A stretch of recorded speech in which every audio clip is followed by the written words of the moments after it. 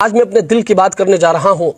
یہ باتیں اگرچہ کڑوی ہے لیکن حقیقت یہ ہے، آج مولوی کا بیٹا مولوی بننا نہیں چاہتا. آج امام کا بیٹا امام بننا نہیں چاہتا. کیوں؟ اس لیے کہ انہوں نے دیکھا ہے کہ میرے باپ نے کس طرح غربت کی زندگی گزاری ہے. اس نے اس بات کو بھی دیکھا ہے کہ ڈاکٹر بنوں گا تو میری تنخواہ 1.5 لاکھ ہوگی، انجینئر بنوں گا تو میری تنخواہ 1 لاکھ ہوگی، پروفیسر بنوں گا میری تنخواہ وہ 1.5 لاکھ سے اوپر ہوگی، امام بنوں گا تو میری تنخواہ 15,000 ہوگی. آج مسجد میں اے سی لگ سکتی ہے، مسجد میں ٹائلیں لگ سکتی ہے، مسجد کے مینار اونچے اونچے بنائے جا سکتے ہیں، لیکن کمیٹی والوں سے کہہ دو کہ امام کی تنخواہ بڑھاؤ، ان کو موت آتی ہے. ان کو موت نہیں، ان کو شرم آنی چاہیے کہ امام کی تنخواہ 15,000 ہے، مسجد میں آپ نے اے سی لگائی ہے. امام کی تنخواہ 15,000 ہے، مسجد میں آپ نے ٹائلیں لگائی ہے. امام کی تنخواہ 12,000 ہے، مسجد کے مینار آپ نے اونچے اونچے بنائے ہیں. میرے بھائی یہ زیادتی ہے.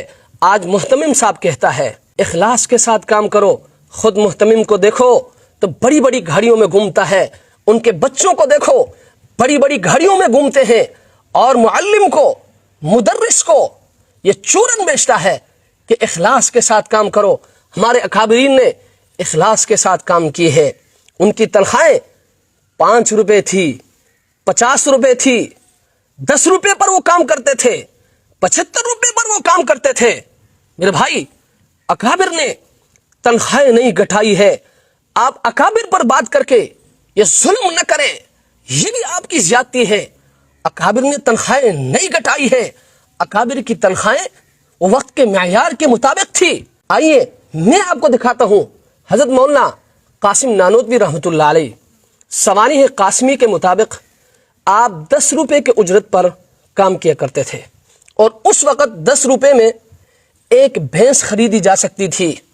آج کے حساب کے مطابق یہ تنخواہ تقریباً 1.5 لاکھ سے زائد بنتی ہے. آپ مجھے دکھائیں نا کوئی معلم ایسا ہے جس کی تنخواہ 1.5 لاکھ سے زیادہ ہو. آپ مجھے بتائیں نا کوئی مدرس ایسا ہے جس کی تنخواہ 1.5 لاکھ سے زیادہ ہو. آپ مجھے بتائیں نا، آپ مجھے دکھائیں نا کوئی امام ایسا ہے جس کی تنخواہ 1.5 لاکھ سے زائد ہو.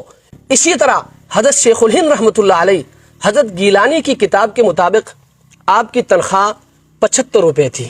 50 روپے میں آپ گھر چلاتے تھے اور 25 روپے آپ دارالعلوم کو واپس کرتے تھے، اور اس وقت 75 روپے میں ایک پلاٹ خریدا جاتا تھا. آپ مجھے بتائیں نا آج کوئی معلم ایسا ہے، کوئی مدرس ایسا ہے، کوئی قاری ایسا ہے، کوئی امام ایسا ہے کہ جس کی ایک تنخواہ سے ایک پلاٹ خریدا جا سکتا ہو. اسی طرح حضرت تھانوی رحمۃ اللہ علیہ کے بارے میں آتا ہے کہ علیحدگی کے وقت آپ کی تنخواہ 50 روپے تھی. جب 500 روپے جمع ہو گئے تو حضرت نے فرمایا کہ اب مجھ پر حج فرض ہو گیا. یعنی 10 ماہ کی تنخواہ سے حج ممکن تھا، اور آج حج کے لیے کم از کم 13 سے 15 لاکھ روپے درکار ہے. آپ مجھے بتائیں نا کوئی امام ایسا ہے، کوئی معلم ایسا ہے، کوئی مدرس ایسا ہے جس کی سالانہ تنخواہ سے حج ممکن ہو.